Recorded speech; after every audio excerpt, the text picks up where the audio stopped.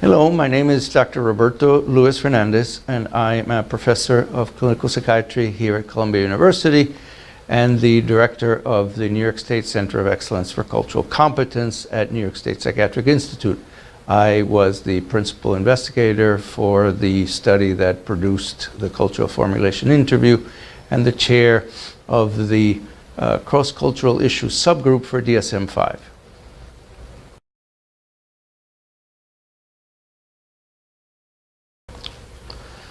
The Cultural Formulation Interview is actually useful for almost any situation, we think, in terms of its ability to obtain, to elicit from the person seeking care an account of their situation, the way they understand it and the way they think their family, friends, and others in their community also understand it, and what everybody expects from care. At the same time, having said that, there are certain situations where the CFI may be most useful, or certain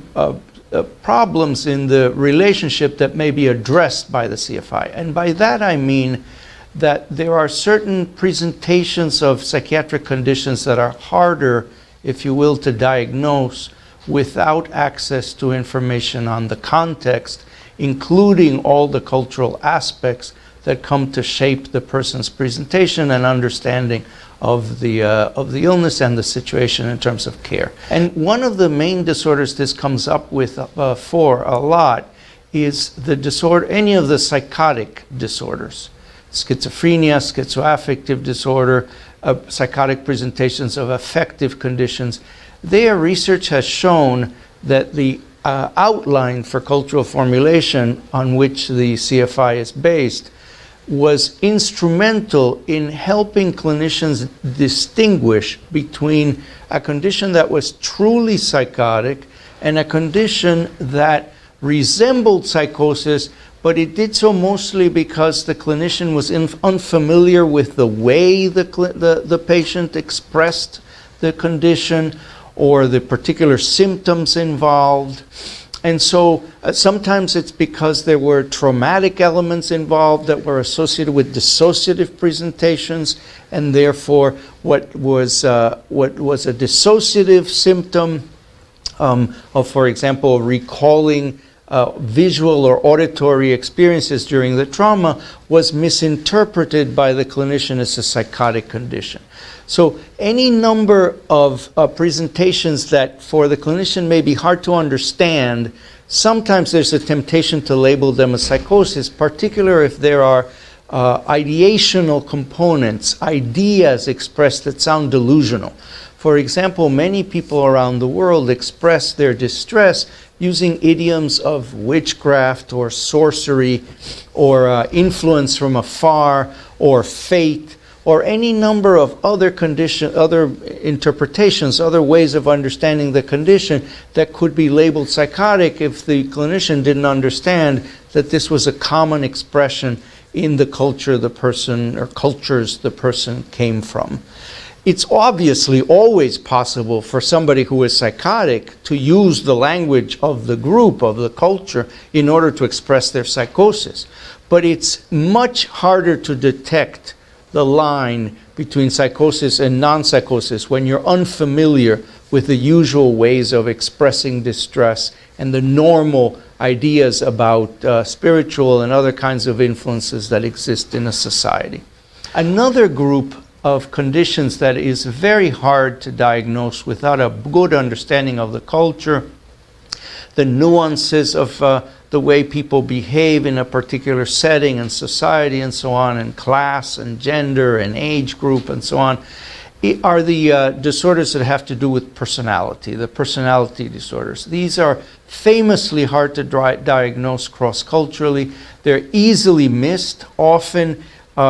some of what happens when somebody is diagnosing cross-culturally is that the whole idea of assessing personality is just put aside as too complicated. But by using the Cultural Formulation Interview, it may be possible for the clinician spending a little bit more time. I'm not pretending that it isn't always hard, but spending a little bit more time with the patient, the clinician may be able to detect the difference between a a way of personality, a personality organization that is fairly normal for that setting, fairly healthy, adaptive, from a personality structure that is not that adaptive within the setting, the cultural setting the person comes from. That may require a further evaluation, a more comprehensive evaluation, such as, for example, by using the supplementary modules or the informant version of the CFI, where the opinions of the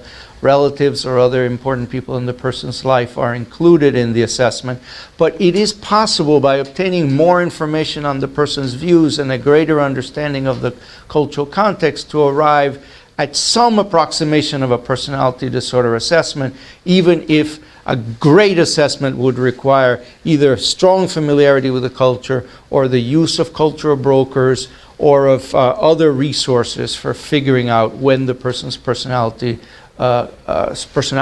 fulfills criteria for a personality disorder. One more set of conditions for which the CFI may be particularly useful have to do with the rather complex presentations that emerge in the context of interpersonal trauma, domestic violence, combat or war zone exposure. Any kind of traumatic exposure can present with rather nuanced and complex sequelae, which the cultural formulation interview can help clarify, because part of what's at stake is the level of severity that the person is exhibiting in response to these stimuli, and also just the subtle symptoms, changes in personality, the excess in substance use possibly, the dissociative symptoms, some of the criteria that in fact make up the complex PTSD diagnosis in ICD-11, which will likely appear in ICD-11, these can all be difficult to assess if one doesn't understand more about the context of the trauma, the level of betrayal that the person felt, the level of vulnerability, the distinction between the previous understanding of the world and the discontinuity with the new understanding of the world that a traumatic exposure causes. So all the situational, contextual, frankly cultural interpretations that somebody can experience with a traumatic exposure are very usefully examined with the cultural formulation interview, because you get a fuller sense of the person's story.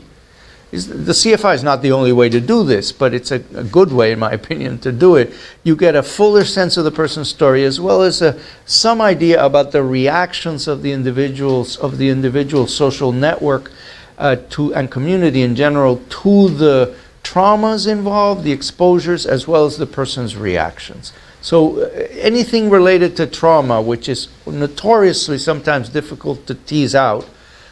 is useful with respect to the, it's usefully examined with respect to the CFI.